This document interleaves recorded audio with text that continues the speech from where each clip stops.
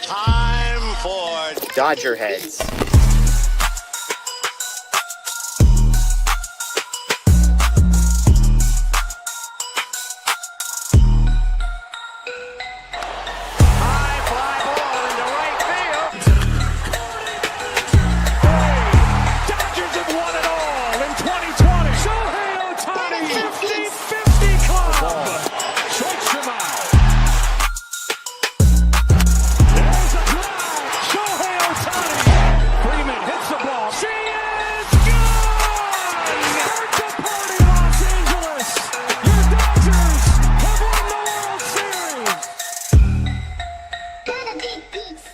What's up, everybody? Welcome into DodgerHeads Live, presented by DodgerBlue.com, part of the Medium Large Sports Network. My name is Jeff Spiegel, joined tonight by Daniel Starkand, here to celebrate the man, the myth, the legend, Clayton Kershaw, who made his final regular season start at Dodger Stadium tonight. Did enough as the Dodgers win. They also clinch a playoff berth for the 13th consecutive season. So lots to get into, Daniel, but the headline here and the thing that we're probably going to spend most of the next hour talking about is the GOAT, Clayton Kershaw, going out of Dodger Stadium with the strikeout in the fifth inning tonight. Yeah, that's right. What's up, everyone? I couldn't miss out on the post-game show for Kershaw's final home start. And, it was kind of a storybook ending. Obviously, we would have loved if he gave us like 7 shutout innings or something like that, but he battled through some command issues. Like you said, gets the strikeout at Devers there, gets the standing ovation coming off the mound. Then the boys battle back and get the dub too. So great night, emotional night. I know there were tears coming out of my eyes at least a couple times throughout the night. So just happy they got a win and Kersh was able to be celebrated, like how he deserved. Yeah, and look, I'm glad that Ellen Kershaw was shown because obviously she's a big part of Clayton Kershaw coming back to the Dodgers and continuing to pitch. But that was the part that got me, was watching her cry was what made me lose it. And I posted this on social media, Daniel. I don't think I will ever feel the same way about an athlete as I do Clayton Kershaw. And there are so many levels to that. Obviously, the number of seasons he's had here in Los Angeles, the fact that he is exclusively going to be a Dodger by the time he retires, 2 World Series, one of the greatest pitchers of all times. I've got a series of stats I'm going to read later that are all equally insane, it seems like. But then there's the piece of just having watched him struggle and suffer through those postseason losses, many of which were, technically his fault, but only because he got put into positions he should have never been in. When you throw all of that into a pot, the emotion and the connection, the kinship that I feel with Clayton Kershaw, the player, Clayton Kershaw, the person, for me, Daniel, I just don't think I'll ever replicate that. And I think that's why tonight was so emotional for me. For sure. And in LA, like, I'm sure there's a lot of Laker fans out there too. Like, the only one that compares is Kobe. So Kershaw was the Dodger version of that. He spent his whole career here, 18 years. So we really watched him grow up, and I'm glad you mentioned Ellen too, because she was there every step of the way since they were both teenagers, sitting in those same seats on first row, Loge level. So yeah, it was just really special. And we weren't on the live show yesterday, so we didn't really get to react to that. But I'm just glad he got to go out on his own terms. Finished with a really strong season that's still ongoing here. Didn't go out, injured or ineffectiveness caught up with him. So it's just a really cool story, and we'll see how it ends here. Hopefully, this team has one last run in them, but either way, it was just awesome to get to celebrate him on this night. Like, Clayton's not a guy who usually likes like all the attention on him, so he easily could have just played out the rest of the year, and then when November came around, say like, hey, that's it. And then none of us would have gotten to celebrate him, the way we are right now and tonight. So it was cool to see him get that ovation. It's cool to see him, get love from his teammates in the dugout. And then most of all, it was cool to see them battle back and end it with a win there. Seriously, a lot of players, I feel like when they do these retirement tours, it's ultimately a fairly selfish thing. Like, hey, look at me, pay attention to me. Kershaw's the opposite. If anything, I genuinely think he did this for the fans, because I know for me, I needed this, Daniel. Like, I needed for him to have the press conference he did yesterday, and then to have the moment knowing like, hey, this is must-see TV. Yeah. Obviously, even if you couldn't be there at the beginning of the game, you needed to be in front of a television when he got his final out and got the moment that he was going to get coming off of the mound. And so kudos to the Dodgers and Dave Roberts. Obviously, things worked out where he's able to get through the fourth, come back out for the fifth, get a strikeout of Devers. The umpire almost made me put my head through a wall. Makes up for it with the terrible strike three call after blowing the original strike three call. But it was just perfect. The way that he handled it, the way that they handled it. Again, this wasn't a guy saying, look at me. This was for every single Dodgers fan. We needed this closure. He didn't need this. Yeah. I think we were the ones who needed it.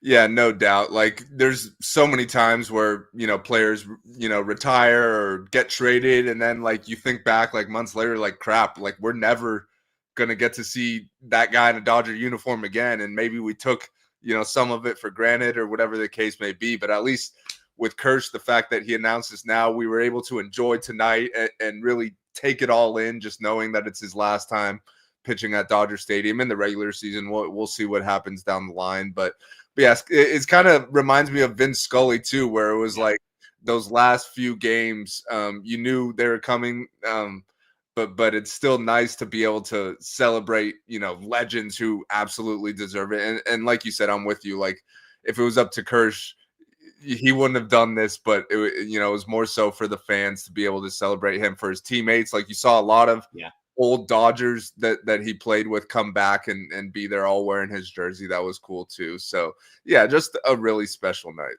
Yeah, a lot of notable Dodgers. Also, Trace Thompson was there too. Hey, he's notable in some ways.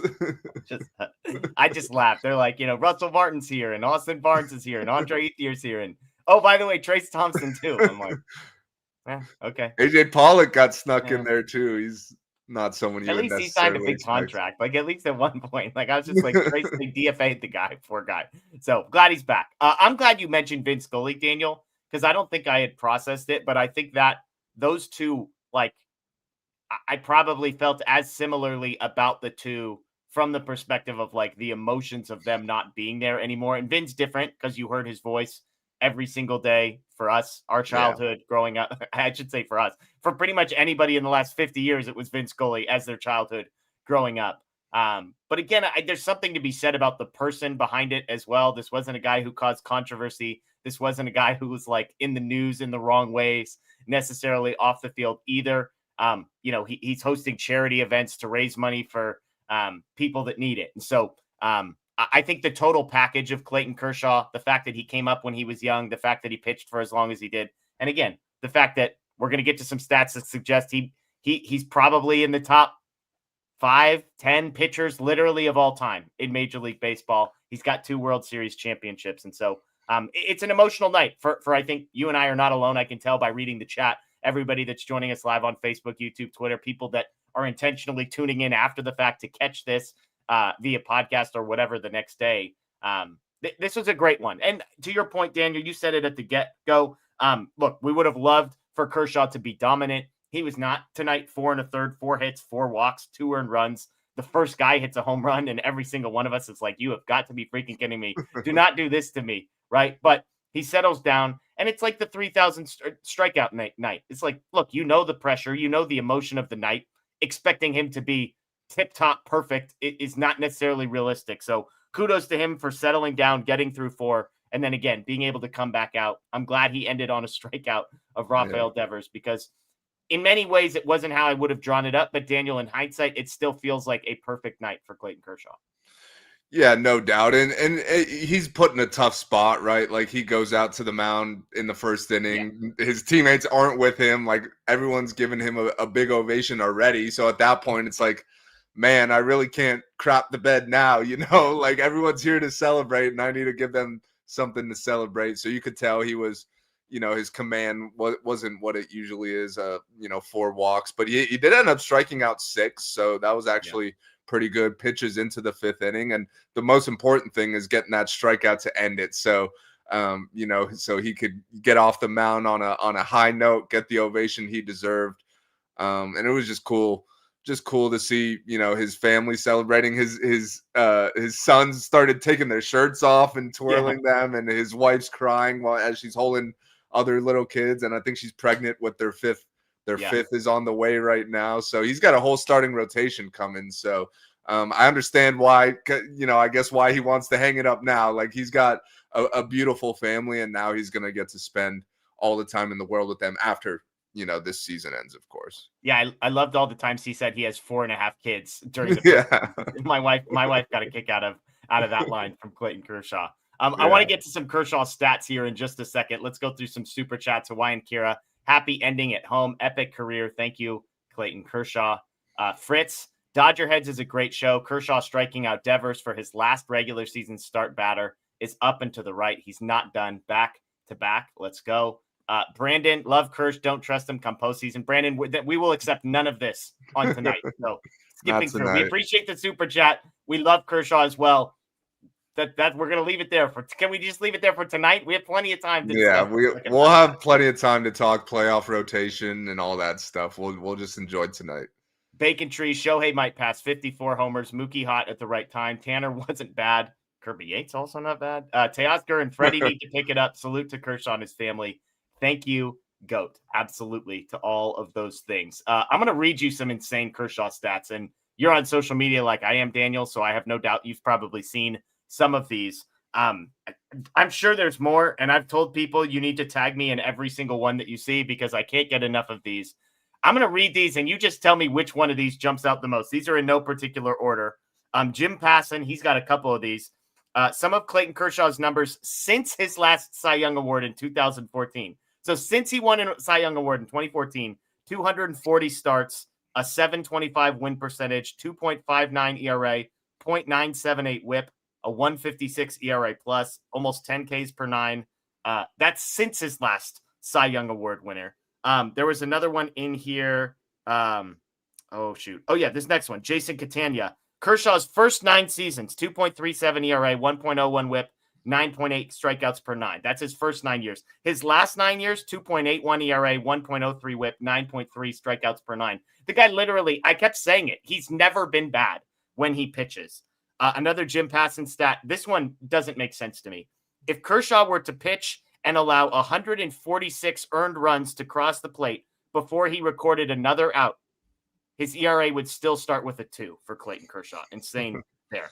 Sarah Langs, Kershaw has made 449 starts with just 96 losses. That is 109 more starts than any other pitcher with less than 100 losses. So he has 96 losses and 450 starts. That's 110 more than anyone else who's lost less than 100 games. Off the stats, there have been over 1,000 pitchers in MLB history to make 150 career starts. Only one of them was more likely to deliver a scoreless start than suffer a loss. That is Clayton Kershaw. 101 scoreless starts, 96 losses for Kershaw in his career. Fabian Ardaya, his ERA is the lowest for any pitcher over 2,000 innings in the last 50 years. His ERA plus, which takes into account era and offensive environment, is tied with Pedro for the best ever over 2,000 innings pitched. And then this one was circulating. My brother sent it to me first, so I don't know who had it. In 2014, Kershaw had a higher on-base percentage than he allowed. He had a 235 on-base percentage. He allowed a 231 on-base percentage. I could keep going, Daniel. The stats on Kershaw, the one about how he lowered his ERA every single season in his career for like the first 14 seasons or something, the number of years in a row he led the league in ERA. He's truly, truly, truly one of the greatest to ever do it. Yeah, no doubt. And my favorite stat is one you kind of alluded to, but I saw it online the other day. He's the first person to finish their career with over 200 wins and less than 100 losses. Wow. The last guy to do that, there was not even a mound. Yeah, I heard that one. I caught the end of that, I think, on the broadcast tonight. I mean, all the stats are insane. I know you've talked about this with Andy McCullough in the past. Like, he is the greatest run preventer of all time, and there's really no debating that.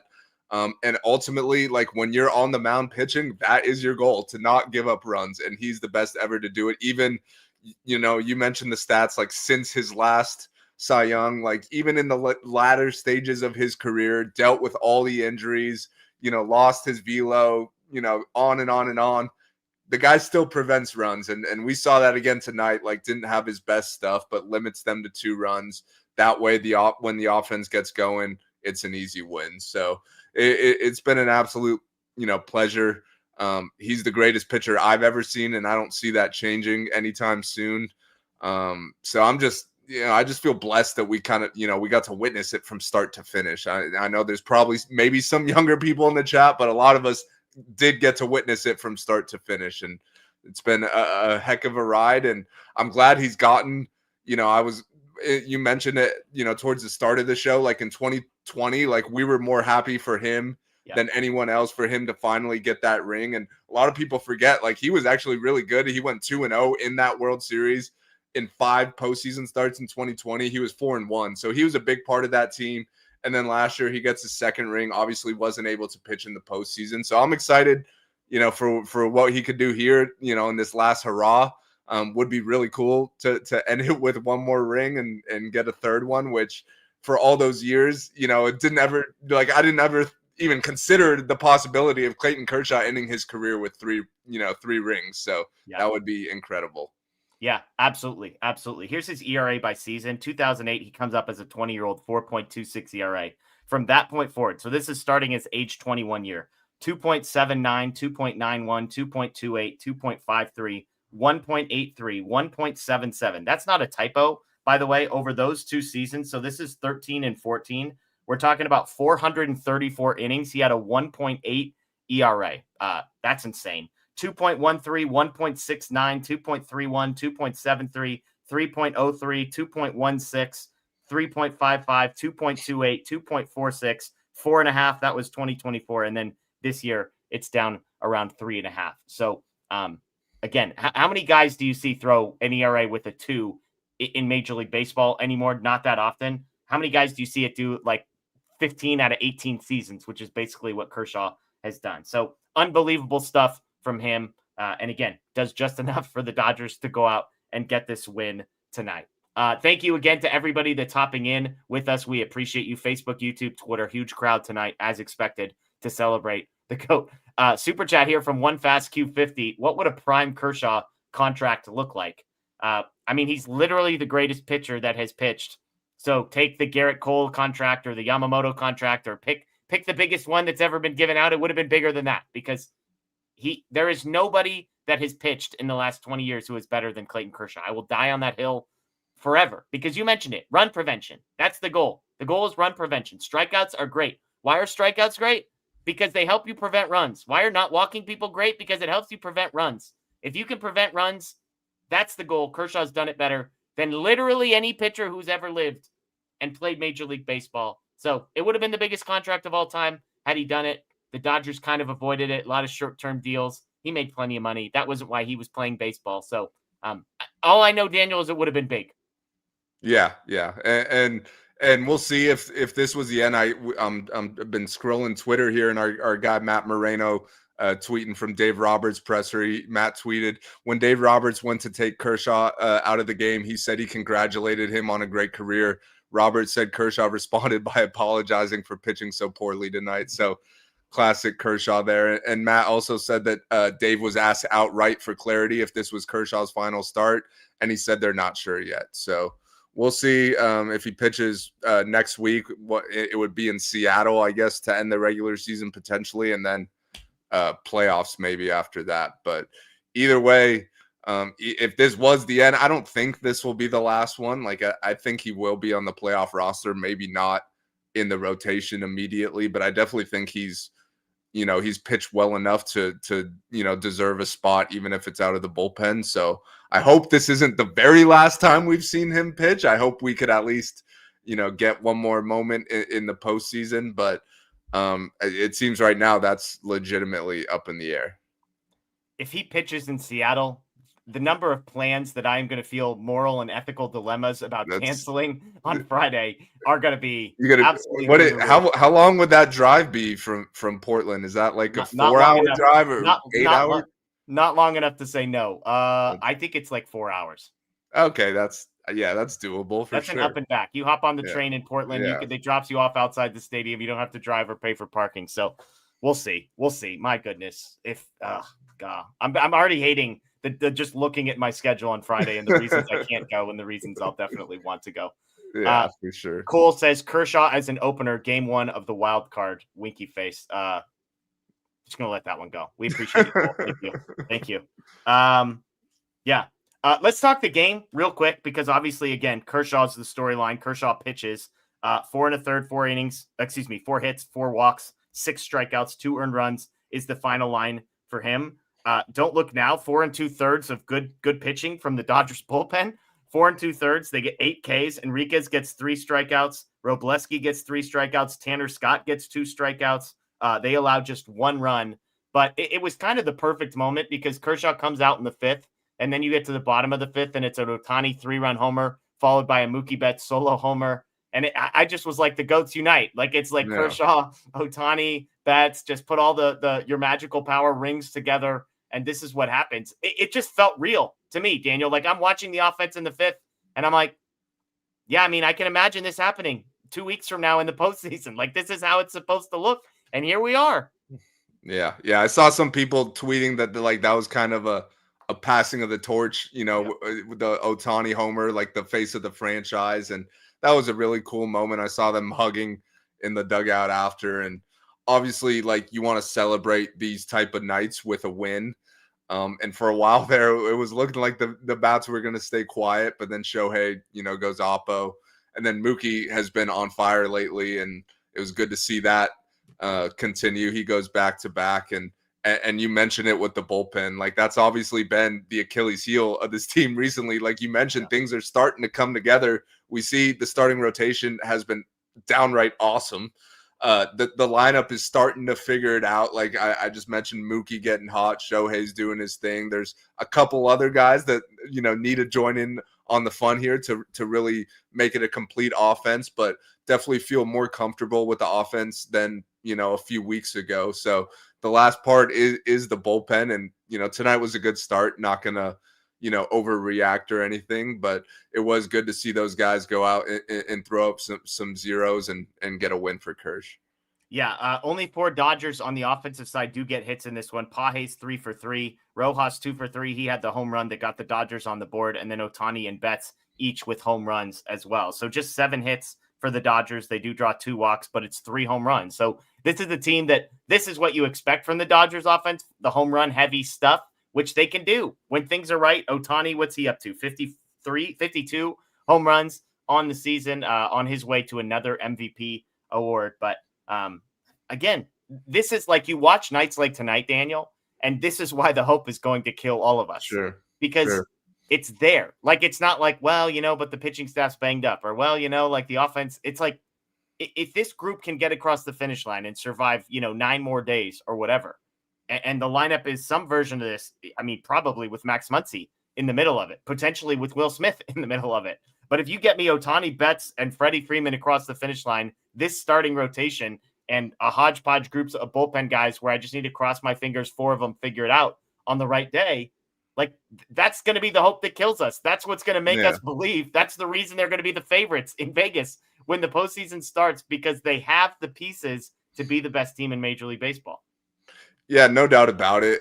And that's what makes baseball so funny, just because it was so bad for so long, but we knew the talent has been there all along. And of course, this could all end in 2 days in the postseason. Like, that's just how baseball works. But to me, like, looking at it, like, if I was looking at it from an outsider's perspective, and, like, let's say I was a fan with a different team of a different team, like, what I personally don't like facing in the postseason is a team that has, like, a really good starting rotation where there's just no break. Like, you're getting an ace every day, and a lineup that has star power that could, hurt you with one swing of the bat at any time. And right now the Dodgers have both of those things, and they have the experience. So yeah, it's just like, can the bullpen be good enough? And we'll see how they use, their pitchers. Like, we might see some starters out of the bullpen or whatever the case may be. So yeah, it definitely seems like, things are starting to come together. Padres blow one to the White Sox tonight. So the division lead is now 4 games. That's, they're going to clinch that in a few days. Still going to have to play a wild card series, but the most important thing going into October is to be playing your best baseball. And right now the Dodgers are clearly playing the best they've played in the last couple months. So that's good to see. Yeah, absolutely. A couple more stats for you. This one was insane. They talked about on the broadcast. The Dodgers and Giants are now tied 1,287 wins apiece for these two Crazy. franchises. Crazy. It's the first time this series has been tied head-to-head since 1896. Wow. I don't even know what to do with those numbers. I Yeah, mean, that's a wow. ridiculous stat. So shout out to the Dodgers. By the way, the small thing that we're not really talking about, the Giants started to believe they might make the I playoffs, and the know. Dodgers have absolutely stepped on their throats over the last week. So as Dodgers fans, we can at least celebrate in the midst of not getting a bye. Can we at Yeah. least celebrate that we have stepped on the throat of the Giants, and the Padres fans are not going to be happy as division winners? Like, at least we've accomplished those two things. Yeah, so actually on that subject, I have a question for you, Jeff, because I do have some friends that are Giants fans, and last weekend the Giants take the first game of the series, and then on the Saturday game they scored, I think it was 4 runs off of Clayton Kershaw in the first couple innings. So things were looking real good for the Giants, and at that point one of my Giants fan friends texted me and said the Giants are going to beat the Dodgers in the playoffs. So my immediate response to that, even though things weren't going well, I said, "Want to bet?" And he said yes, and we made a bet. But now a week later, the Dodgers have pretty much knocked the Giants out of the playoffs altogether. So does that mean I automatically win the bet, or am I going to have to, or is he going to try to weasel his way out of it, saying like the Giants didn't make it, so the bet's off? But it is the Dodgers knocking them out of the playoffs, so I feel like that should be a win for me. Yeah, I mean, he's a Giants fan, so he's definitely going to weasel out of it, and he's going to be crying on his way. Yeah, I got a text the other day asking, would it be the biggest letdown in MLB? This was a week ago. Would it be the biggest letdown in MLB history if the Giants caught the Dodgers and won the division/wild card? That was a real text that somebody sent me. I will say, yes, that would have been the biggest letdown, but never came close to happening. Well, the funniest thing was this was a Padres fan, and my response was, they're closer to you than they are to us. Like, why are you talking to me about this? You should be worried, not me. So I hope your buddy has a win there. The other piece, the Dodgers make the playoffs, and you and I feel like I do this every year. I feel like you and I have had this conversation. As Dodgers fans in 2025, it is so easy to take for granted the fact that the Dodgers make the playoffs. Like, there are people that right now are pissed that they're not going to get a top 2 seed. And I'm not saying you shouldn't be, because this team has clearly not lived up to expectations. A top 2 seed would have been meeting expectations. They didn't do that. I understand that. But I always want to remind people to appreciate what it is like to root for a team that makes the playoffs, because making the playoffs is not a thing every franchise gets to experience. And being competitive and having a chance in the postseason is definitely not. I've said this multiple times before. I was born in November of 1988, which means I missed the Dodgers World Series in 88 by a month. From that point forward, the Dodgers did not make the playoffs until 1995. So I was 7 years old when they first made the playoffs. They got swept. They made the playoffs again in 1996 and got swept. Then they missed the playoffs for 7 more seasons. 2004, okay, I was 15, about to turn 16, was the first time I saw the Dodgers win a playoff game. Shout out to my guy, Jose Lima. I was in the crowd. Unbelievable moment for Lima time. And they lost that series 3-1. They were down 2-0. They won game 3, and then they lost game 4. So it wasn't until 2008. I was 19, almost 20 years old when the Dodgers first won a playoff series. 20 years. And then they lost in the NLCS 4-1. It was not competitive. 2009, made it to the NLCS, lost 4-1, not competitive. 2010, 11, 12, missed the playoffs. 13, lost in the NLCS. 14, 15, lost in the NLDS. 16, lost in the NLCS. Of course, 17, they make the World Series, and from there, it's history. But I just want to remind people that making the playoffs for 13 consecutive seasons, on their way to winning the division in 12 of those 13, do not take these things for granted. Do not be not appreciate what we get. Yes, it's disappointing because they didn't get a top 2 seed, but they made the playoffs. They are alive. They have a chance. And there are so many fan bases in the league that would die to be a Dodgers fan just to see their team make the playoffs and be competitive. We get to do it every year. I don't want us to take it for granted. Yeah, it's a good point. And in baseball, like, that's really all you could ask for is making the playoffs. Like, from there, it's pretty much more or less a crapshoot. So the fact that they've given themselves a chance every year and never had, like, you could say this year has been their biggest down year since this whole run started. And everything, all their goals are still in front of them right now. So I do think, having that context is really important. Like I saw a Giants fan, tweet earlier that since 2016, which is basically a decade now, they've made the playoffs one time. And that was in 2021 when they had their magical season just to get eliminated by the Dodgers in 5 games in the NLDS. So, yeah, I mean, I know we've come to expect big things from the Dodgers, as we should. Like they have on paper, they have the best team every year, but nothing, the game isn't played on paper, and over the course of 162 games, anything can happen. So yeah, I do think Dave Roberts, I know he's not the most popular guy, but he deserves a lot of credit for this run, clinching yet another playoff berth. And now I believe their magic number to clinch the division is down to 4. So they'll be celebrating that pretty soon as well. And then from there, it's just get hot for a few weeks. Like this team has shown they could do it. So yeah, it's really incredible. And Clayton Kershaw was there every step of the way. So that was cool for him too. Like people want to criticize him for what he did in the playoffs, but the one thing you can't criticize him for is he was always there taking the ball every October on 3 days rest, out of the bullpen, starting, like whatever it was, he was game for it. And I think he deserves a lot of credit for that. Some stats here. Longest active postseason droughts. Do you want to guess which franchise has the longest one, Daniel? Do you know the answer to this question? The Rockies, but they made it 2018. Maybe. Yeah, they're third. So the Rockies are 7 seasons. Pirates are second, 10 seasons. Okay. First place, the Angels. 11 seasons since they made the postseason. And there you go. Like they've had arguably the 2 greatest players of this generation on the team at the same time, and they still couldn't find a way to make the playoffs. So yeah, nothing is guaranteed. And then here's droughts of teams that have not won a playoff series.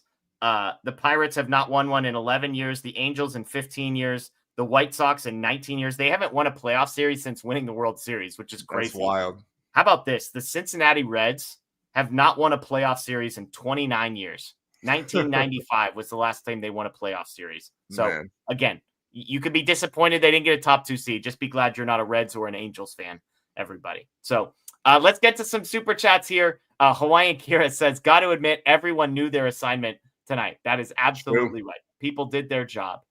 David, I said it last night. Dave Roberts sticking with Snell will motivate this team the rest of the way. Back to back, baby.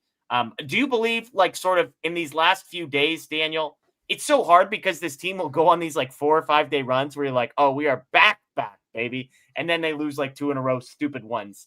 Is there anything you've seen in the last 3 or 4 days that makes you believe that they've kind of turned a corner heading into the postseason? Yeah, I mean, the starting rotation has been incredible for a few weeks now, and kind of on the same line as David's comment here, like, Dave Roberts is kind of starting to push these guys a little further, and I think that is kind of getting ready for October just because the bullpen has been, shaky at best. So it's like if we could stick with Snell for 110 pitches, which we don't normally do, but if he could get us a couple extra outs, that's going to help. So I definitely think this team is going to rely on the rotation. That has been their biggest strength for a month and a half now since all these guys got healthy. Like they have 4 legit aces, and Clayton Kershaw is having himself quite a fine season as well. So to me, like that's what you want in October. Yeah, you'd love to have a lockdown bullpen too, but if you could have, a starting pitcher on the mound that you trust every single night, and the lineup is starting to come around as well, I do think that that could be a recipe for success. Tim G says, so happy I saw this. Kershaw is the GOAT. The Dodgers punched their postseason ticket, magic number down to 4, Show and Mook back to back. Bullpen had me worried, but okay. Look, any Dodger fans that told you they feel great with Kirby Yates coming in or Tanner Scott coming in or Tanner Scott having the tying run up to the plate with the middle of the Giants order due up would be lying to you. But as Kira said, everybody did their job tonight. Aaron, some optimism. Not going to lie, the bullpen looks a lot better, and we have potential dudes in AAA. Dare I say I'm optimistic about the pen. Also, sorry, Kopech, you're done. That is true.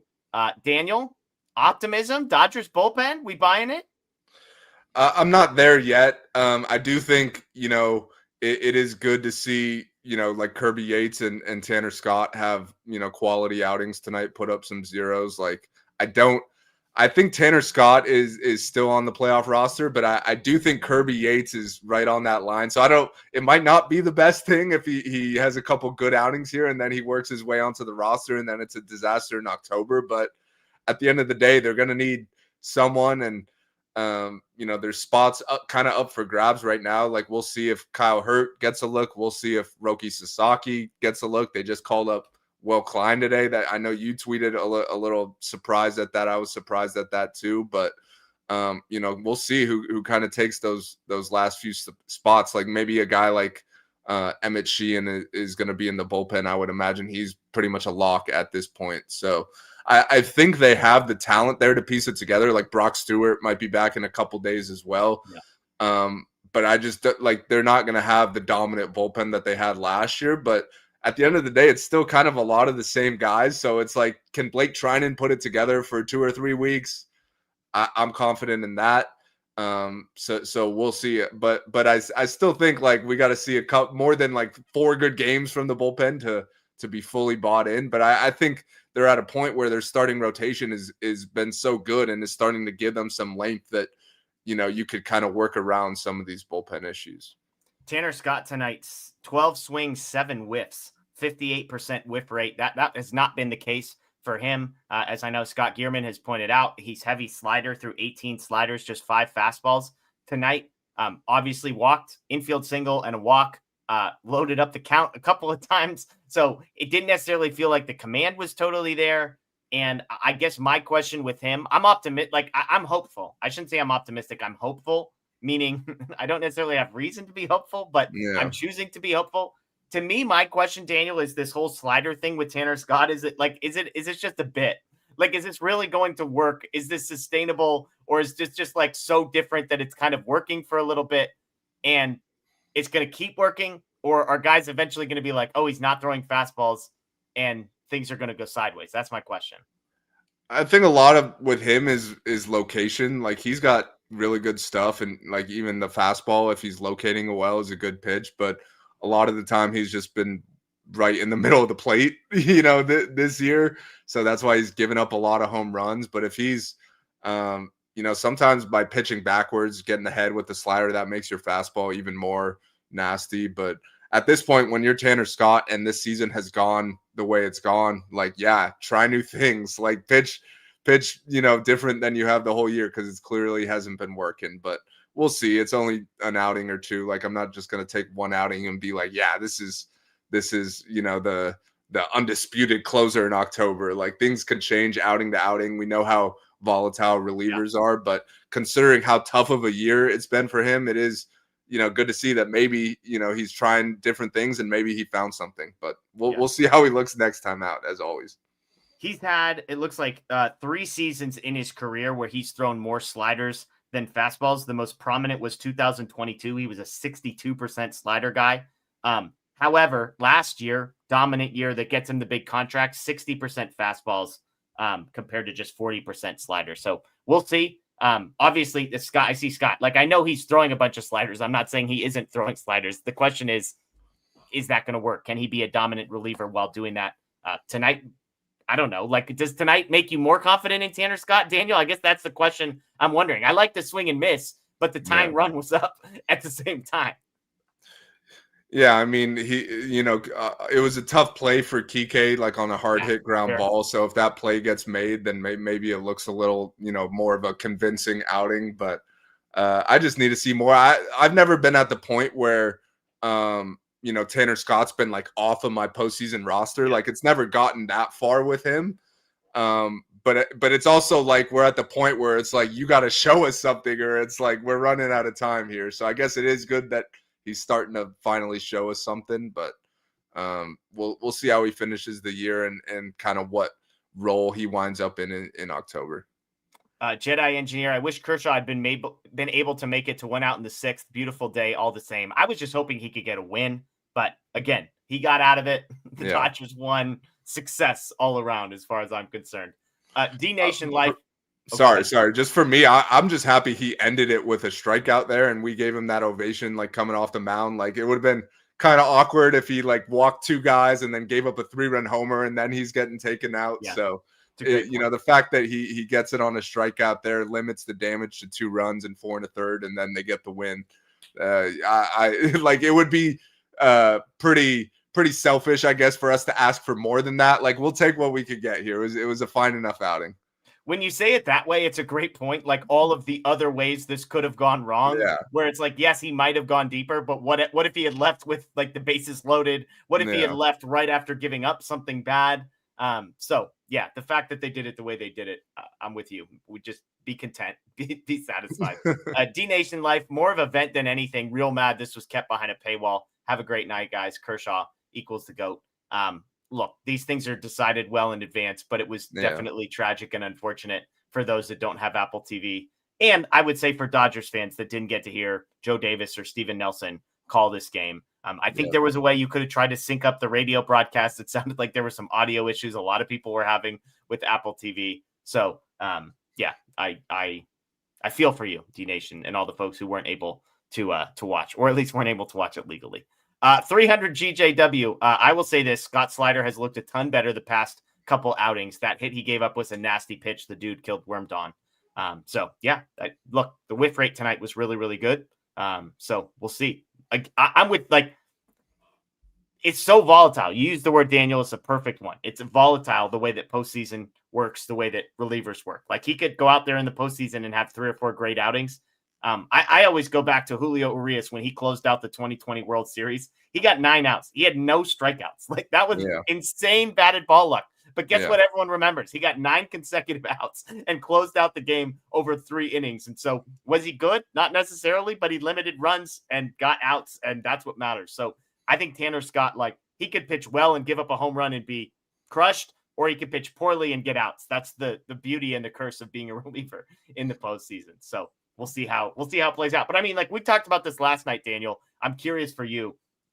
Who are the guys you trust right now? Like if it's a 2-run game in the 8th inning, how many guys in the Dodgers bullpen right now would you be like, I'm okay? And not like relative to like, well, fine, this guy's better than everybody else, but guys that you're actually like, we're good. This guy's coming in, we're good. It's not a massive list. I think Vesia has earned that. I think Blake Trinan has earned that. His command has been a little off, but he's still missing a ton of bats. The stuff is still nasty. Like he's probably number 1 just because of everything that's happened the last few years. Dreyer is still in the trust tree. He has wavered a little recently. He had that bad outing against Philly, but when you look at the overall body of work, he's had a phenomenal year. And that's kind of where the list ends. We'll see what, Tanner Scott, if he has like 2 more dominant outings, maybe he enters the picture there, but that's pretty much it right now. Like Enriquez is close. Like you know how dominant the stuff is with him, but you would like him to, miss some more bats, but he's probably just on the outside. And then we'll see what Brock Stewart looks like. He's a guy who, when he's healthy, has been really dominant against right-handed pitching, and considering how many lefties they have in the bullpen, they're going to need someone to take on that role. So we'll see how he looks if he comes back. But yeah, they're definitely searching for guys they could trust. Yeah, and I should clarify, Urias was 9 outs in the NLCS, not the World Series. So apologies there. I missed that one. 9 outs with no strikeouts to close out the NLCS. The last 7 outs to close out the World Series, but he got 4 strikeouts there. Yeah, I'm with you. Vesia, Trinan are at the top of that list for me. Dreyer, like the numbers are there. He's a rookie. That's the hard part for me. Like, and I've said it before, like we're way past the most innings he's ever thrown in a season. Yeah. Bonda's an interesting one because like he's been very good, and yet it still doesn't seem like he inspires a ton of confidence necessarily. Like Brock Stewart, if he comes back, has the potential to be dominant. Emmett Sheehan out of the bullpen, potential to be dominant. So I would say I would trust Sheehan if he came into that spot as well. There's and then I think like Bonda and Brock Stewart are in the maybe category as well. So again, you can like get me to a place where there's like 3 guys I like and 3 more guys I don't hate. And it feels like if I get to that spot, pretty good. So we'll see. Brandon with the super chat, who starts at second base if Tommy is in center field? Oh, for the playoffs, if Tommy Edman is in center field. You've got some options there. I mean, I think Rojas is kind of a no-brainer right now, the way he's been playing. He's been awesome this year. Like Kim hasn't been getting any playing time recently. Freeland got sent down. So it's pretty much it's Kike or Rojas. And right now it's Rojas's job right now, I'd say. Yeah, absolutely. I'm with you on that one. I think Kike and Rojas are the correct answers. So, it's possible that the hard part is the splits for those guys, like how you navigate that. In the playoffs, Rojas can be an everyday guy. Obviously, tonight, like I said, he gets the home run to lead it off. So yeah. I don't even know if it's a platoon at this point. Like, I think it's Rojas that's going to be the everyday guy. It will be interesting to see what they do in that postseason because Tommy Edman has still not been able to get the offense going. Yeah. And obviously you like him in there for defensive purposes. And I'm not going to be the guy on this show tonight that talks about Michael Conforto and advocates for that. I'm just saying I'm curious to see how they navigate Tommy Edman defensively. It seems like they're planning for him to not be an everyday guy. And so what they do in the days that he isn't playing, is it Kike Hernandez with Rojas being an everyday guy? Is it Conforto? That's where I think it's going to get interesting. I will say we do got an update here on Kershaw. You might want to start booking a train ride or something because Dodger Blue account tweeted Dave Roberts has been non-committal, but Clayton Kershaw said he has one more start in Seattle this season. So do I just have to buy tickets for all of them? It's got to be Friday, right? Friday. 7 days from now? Yeah, I would guess Friday, a week from today. See, here's the beauty, the blessing and the curse of being a Dodgers fan is I'm looking at Ticketmaster, literally just pulling this up as we speak. The cheapest ticket, you can sit like freaking the top, think outer reserve, the top corner, $110 a pop right now for that game in Friday. I mean, part of that is probably also like the Mariners need it. Seattle's in a close division race right now. That's the last series of the season, so that's going to be a great game if you find a way to make it there. I hate it. I have like 4 things on Friday night, and I'm literally not. I'm just going to be like, well, could I get out of this? Could I get out of that? Kershaw's final start. I mean, I might need to. It's my guy. It's Kershaw. It's not like, oh, I'll see him next year. Like that's really the last time. I know. We get 2 tickets, 218. Oh, that's the subtotal. I freaking love. I love Ticketmaster. Fees. Yeah, gotta love these. Who knows what that looks like once it actually hits my account. We'll see. I believe we put in a media credential request for Sunday for me up in Seattle. So nice. maybe we'll get Moreno to add Friday to the list as well. Man, crazy stuff. Scott says, Jeff, people pay $5,000 for regular season Dodger tickets in June. You got to do it for Kershaw. Oh my gosh, I know. It's true. We'll see. Everybody send an email to Matthew at me. I'm just kidding. Don't do that. All right. Let's see if we had. Kershaw was the storyline. The Dodgers clinching was the storyline. Anything else from this game, Daniel, that you want to talk about? I mean, we kind of mentioned the offense mostly asleep, but Ohtani gets a 3-run homer. Mookie goes back to back. Mookie does get to 20 home runs on the season, by the way. There were some people that didn't believe that would happen, but it happened.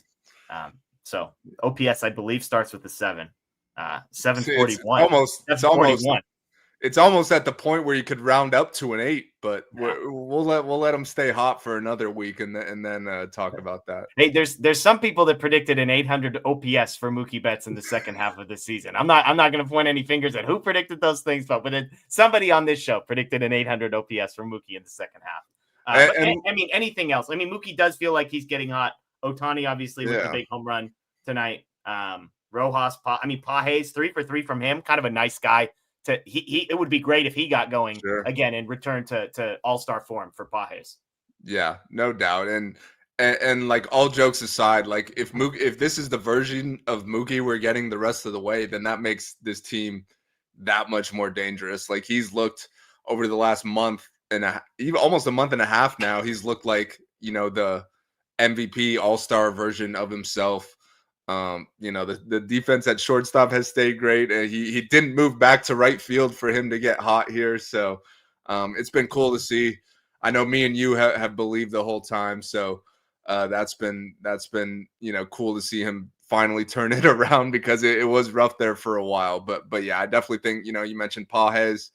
Well, Miggy Rowe's been great. So it's just like if those last couple guys could pick it up here, then they'll be ready to fire on all cylinders going into October. Shout out to my buddy Jake, who is watching the show right now, who lives right near me, who just texted me, I'm in for 250. Nice. Let's roll. So Nice. We'll There see. you go. We'll see. We'll be scouring the Ticketmaster. I do know people that randomly have tickets for Friday's game. And oh man, we'll see. We'll see. I don't know how I don't do it. But it's not something you're gonna regret, I'll tell you that much. Like, that's gonna be a special one. Yeah, absolutely. Absolutely. All right, let's get to some questions. All caps questions. Throw those in the chat. Let's talk more Clayton Kershaw. Give me the craziest Kershaw stat that you have seen, the number that jumps out to you, a favorite memory. Let's honor the man tonight, his final regular season start. You want to talk Dodgers postseason? We could do that as well. Dodgers, again, clinch for the 13th consecutive season, which is a crazy, crazy thing. I love this from Sign Stealing Scandal. Dodgers ended up going 18-3 in games I attended this year. Jeez. That's a 139-23 pace. How do you feel about the World Series odds, knowing I have no plans to be at the stadium anymore this year? Forget me getting up to Seattle. How do we get the green tomato up to wherever they're going to be, to Dodger Stadium for 3 games against the Mets in a few weeks? Yeah, we got to find a way to change this. 18-3 is nuts. Hawaiian Kira. Daniel, what's your favorite Clayton Kershaw memory? I mean, I wish I could come up with something original here, but I feel like my answer to this is probably similar, to a lot of people's.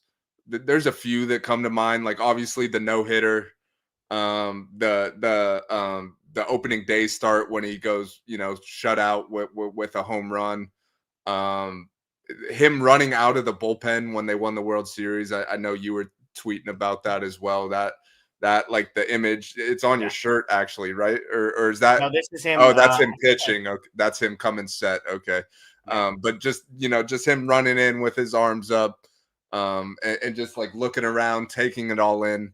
Those are the ones that come to mind. There's a ton, like the against the Nationals, closing it out in Game 5 was pretty cool. Got it. Yeah, I'm with you. 2020. To me, I mean, just seeing him run in and win the World Series. I've said this before, and I never figure out the exact perfect way to say it how I mean it. I wanted Clayton Kershaw to win a World Series more than I wanted myself or the Dodgers to experience a World Series win. Like, I wanted it for him. I'm glad he was a Dodger. I think I would have desperately rooted for him had he not been a Dodger against any team that wasn't the Dodgers. But like, I wanted it for him because of what he had done for the Dodgers, the things, the scars that he had, the L's that he had to wear because our team sucked or our manager sucked or they just mishandled him. So that, I mean, the strikeout earlier this season, the emotion of that moment, knowing it was probably near the end. I loved him making the All-Star game this season. Obviously tonight is going to be a night that I remember forever. And so there's lots of them, but the 2020 World Series, knowing he played a part in it, as you said, I mean, for all the playoff stuff, he had a 2.9 ERA, as you said, in 5 starts in 2020. He went 4-1. I believe he threw like 30 innings in that postseason for the Dodgers. Obviously, the Astros start tarnished some things, but to see him get 2020, I'll never get the image of him running out of the bullpen out of my head. When we made the intro video for this, I was like, non-negotiable. Kershaw running out of the bullpen in 2020 has to be in there. And so I'm glad that he was able to be included that. Here we go. I will flip you the bird. Can you name all 14 catchers have caught Kershaw during his career? Here you go, Daniel. All right. This is all right. Dalton Rushing caught him tonight. Will Smith, obviously. Austin Barnes, Yasmani Grandal, AJ Ellis, Carlos Ruiz, Matt Trainer, Russell Martin, Rod Barajas, Carlos Ruiz. Oh man, how many is that's 10? There's 4 more. I'm missing. I said Grandal already? I don't know who. Do you know any of the 4 off the top of your head? I'm trying to find a list here. So if somebody else has like an official one, they have one. I think on Baseball Reference. You could look. It's on Baseball Reference. Okay. Oh yeah, Tim Fedorovich. Scotty saying that's a good one. Here's the guys that caught pre 3000. We could probably do the math. AJ Ellis, Austin Barnes, Grandal, Russell Martin, Will Smith, Rod Barajas, Dioner Navarro, Brad Ausmus, Drew Butera, Fedorovich, Danny Ardwan. How could you forget Danny Ardwan? Still don't know who that is. Him and his family. Ramon Hernandez, Matt Trainer, Dalton Rushing. That was prior to. So I mean, like, has Rorfet had to have caught him, right? No. Actually, he might have. His last start in San Francisco, was he the only guy? Yeah, he might have. Yeah. Chucky didn't catch him. Who did Chucky catch for? I don't even remember. No. Okay, so there you go. So I think it's the list I just read plus Rortvet, maybe. There you go. I mean, real quick, people are asking, Tim, should Kershaw piggyback Shohei in the postseason? 2 future Hall of Famers. Like I joked earlier, we don't need to have this conversation now, but here we are at the end. Like Kershaw on the postseason roster. I've been pretty consistent. I would be very surprised if he's not on the postseason roster. I will be honest and say that is in large part because his name is Clayton Kershaw. If Justin Robleski had the numbers and the performance of Clayton Kershaw, I would not be making this case, but his name is Clayton Kershaw. He's one of the greatest of all time. He's going to be retiring at the end of the season. Whether you like it or not, I think all those things matter. So I would be surprised if he doesn't make it. That said, I have no idea what his role would be other than break glass in case of emergency. Yeah, and that's the question. Like, you kind of have to talk with him and see if he's like up for a role like that. Like, I don't like, unless they want to go with a 5-man rotation, I don't see them doing that. And I think he's unfortunately he's the 5th guy in the rotation. So you talk to him, you see if he's up for like a long man in the bullpen role. If he is, then he's got a spot on my roster. And I don't think it's a situation where you go into the night saying, like, hey, this is a Shohei Kershaw piggyback night. I just think like whatever game makes the most sense where, maybe one team is up, by a few runs and you need someone to take down some innings. I think that would probably make the most sense. But I think at the end of the day, it's kind of up to him. Like if he doesn't want to do that, I totally understand it. And we could find someone else to fill that role. But I just think like right now, the 4 other starters they have are just so good that it's like what you were saying, like, yeah, it would be awesome to give Kershaw a postseason start in his final year, but I feel like it would be more just because of the name and wanting to give him that moment when in reality they have 4 starters that are better right now. Yeah, Scott says save him for a 5 and a 7 game series. He's earned the right to start. My only fear, and I hate saying this out loud, but it's possible, if they left him off a wild card roster and then didn't make it out of the wild card round, like that would be a taste in my mouth for a long time, I think. Sure. And I said this last night. It's a 26-man roster for a 3-game series. Yeah. Like, can we stop pretending like the 26th man on the 26-person roster is going to matter in a 3-game series? Yeah. As I've joked, if it does matter, it's because you're going to run out of pitchers in the 17th inning of a stupid extra inning game. It's not going to be because you didn't have Justin Dean available off the bench to pinch run for you. So for me, if we're talking 3-game series, like that's the easiest one for me to put him on because I don't think we need that roster spot. 5-game series, I think, is where it gets a little bit more dicey because now it's like, all right, I need 4-man rotation. I still wouldn't advocate for Clayton Kershaw starting a game. Like, I understand the rest and all that, but like the dudes they have should be able to cover all of the games they need them to cover as long as we're not piggybacking. And so you've got Sheehan available, you've got Kershaw available, but those guys would be bullpen arms. I'm looking at the other 4 and saying the goal is 5 or 6 innings every single time you take it, and we're running a 4-man rotation from here on out. That's how I would handle it. Yeah, no, I'm with you 100% on that. And look, like if you're telling me Clayton Kershaw is the 26th man on the roster, like that's a pretty good 26th man right there. Like last year, their 26th guy was Brent Honeywell, and like Clayton Kershaw is a better pitcher right now than Brent Honeywell was last year. So yeah, it just kind of comes down to, is he willing to fill whatever role the team needs, or is he like, if I'm not starting, like I'm good here, which I would understand. But knowing him, like he's a huge competitor, he'll want to contribute in any way he can, and I think he's earned a roster spot. Like he's had a way better season than any of us could have imagined. And I'm with you. Like I'm not sending him out there for a start just because like with his velocity and how much guys are putting the ball in play against him, like things can go south rather quickly, and we've seen that. So, you know, in the playoffs, obviously that's not what you want, and they have 4 other starters that are better and worthy. So, yeah, you know, he's got a spot on my roster, but we'll kind of see how it plays out in the next week and what role they have for him and all that fun stuff. Young Yi points out Kershaw can pinch hit too.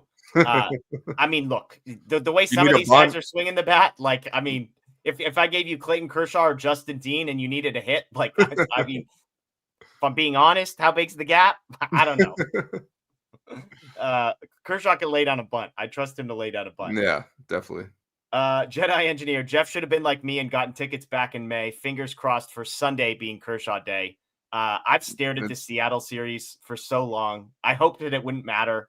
I didn't put together that it might be Kershaw's at the end. I mean, let's be honest. Did any of us think Kershaw was going to make it to the end of the finish line health-wise this season? So you're right. I should have been like you. But yeah. And I will say, like we were saying, we're expecting it to be Friday, but it wouldn't surprise me if we see them kind of do some shuffling in the rotation over this next week, just because you want to line it up for the wild card series. So it's like, if Kershaw's not going to be pitching in the wild card series, which is probably unlikely, then maybe he does pitch Sunday just so those other starters have more rest before they would have to pitch on like Tuesday or Wednesday or whatever. Daniel, I'm about to pull the trigger on $115. I know, well, I'm helping you out just because I don't want you to do that, and then you're getting Emmett Sheehan instead or something. Like, yeah, it's true.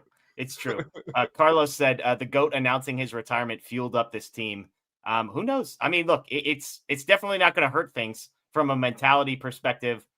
You know, there's something powerful that happens when people have a common purpose. And now there's a clearly defined common purpose, which is let's get the GOAT out with one more World Series. Yeah. 300 says he was so good, Kershaw. It's hard to come up with great moments. They were mostly great. He just dominated every outing. Like, what do you want me? Like, what do you want me to say? Yeah, I mean, I mentioned he had a 2-year stretch of over 400 innings with a 1.8 combined ERA for 2 years. Like, every single one of those starts was basically the best start that 90% of guys ever have, and he did it for 2 straight years. Robert says, Jeff, buy tickets now. If you don't, you lose $115. Buy later. It's probably $500 a ticket. Do the math. Tickets just went down because Starkand just pointed out to people that, you know, he might not even be the guy. Because I mean, again, I don't even know, like, how many days after the regular season ends does the wild card start? Is it like Tuesday? It's Tuesday, so it's not like you get 3 or 4 days off. So yeah, and I suppose it might not matter because if they've clinched everything by that point, you know, maybe they've got some arms that are up that exactly are just eating innings. You know, it's like, hey, Bobby Miller, welcome back to the show.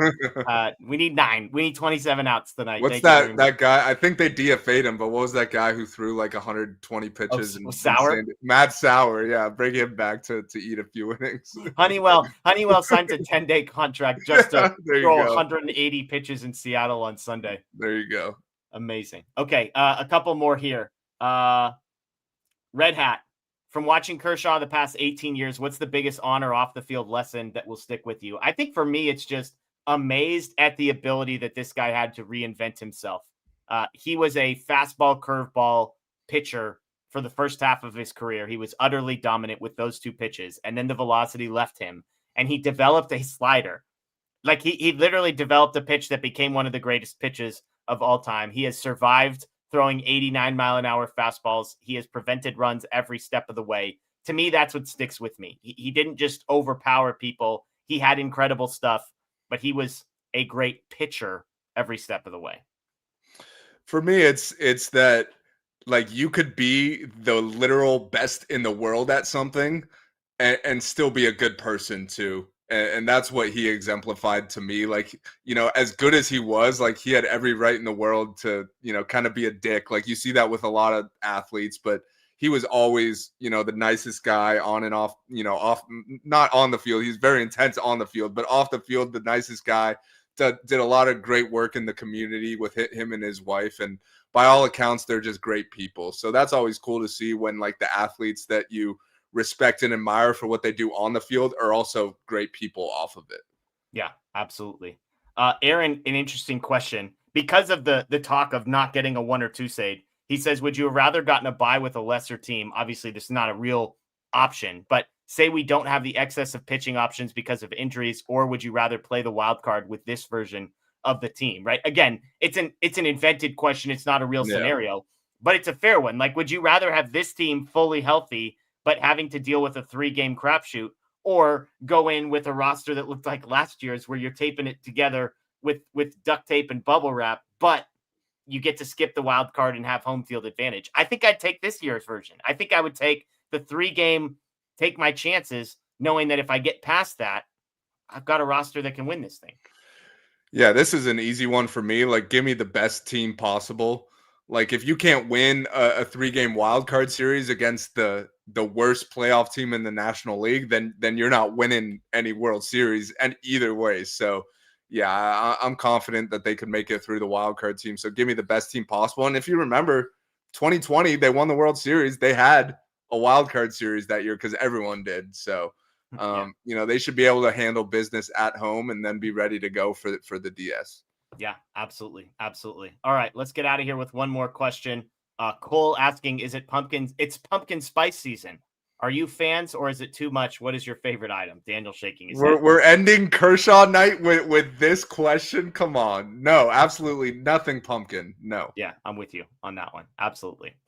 We got to go out with one food question. That's the easiest one we're going to be asked. I'm out on pumpkin spice. I can't remember. I think, is Scott a pumpkin spice guy? I can't remember. I'm not trying to throw him under the bus. I'm not trying to throw him under the bus. I genuinely feel like there's one pumpkin spice person on our staff, and I can't remember who it is.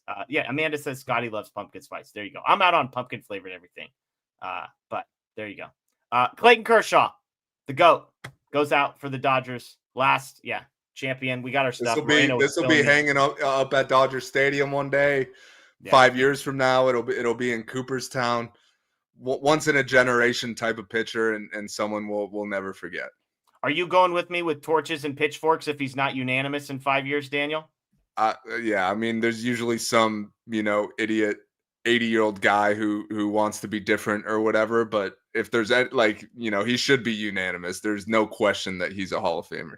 Speaking of 80-year-olds, what's with all the old grumpy grandpas we got managing NL West teams nowadays? It's like Schilt and Bob Melvin. Every time they cut to these guys, it looks like a grandpa sitting on his lawn yelling at some kid skateboarding down the street in front of him. What are we doing? Yeah, good question. Go hang out with your family, guys. Like, my goodness. Get your oatmeal, who knows? Prune juice, whatever you got to do. So that is Daniel Starkand. I am Jeff Spiegel, folks. As always, we appreciate you hopping in with us on a night like this, a special edition of Dodger Heads. I will be back on Sunday night here with Anthony Witrato again. But enjoy the rest of your weekend. As always, check out Dodger Blue 1958. I'm sure we'll have great Dodgers content. Clayton Kershaw post-game stuff. Dave Roberts post-game stuff. We have Matthew Moreno credentialed at the stadium, so he'll be posting that right here on our YouTube page if it's not there already. Dodger Blue 1958 on social media. And again, the Dodger Heads podcast on Apple, Spotify, and Google. Magic number is 4. Dodgers clinch the postseason, but 4 remaining wins or Padres losses to clinch the NL West. So hopefully they can take care of that in the coming days. Enjoy the rest of your night, everyone. As always, go Dodgers. And yes, still champs.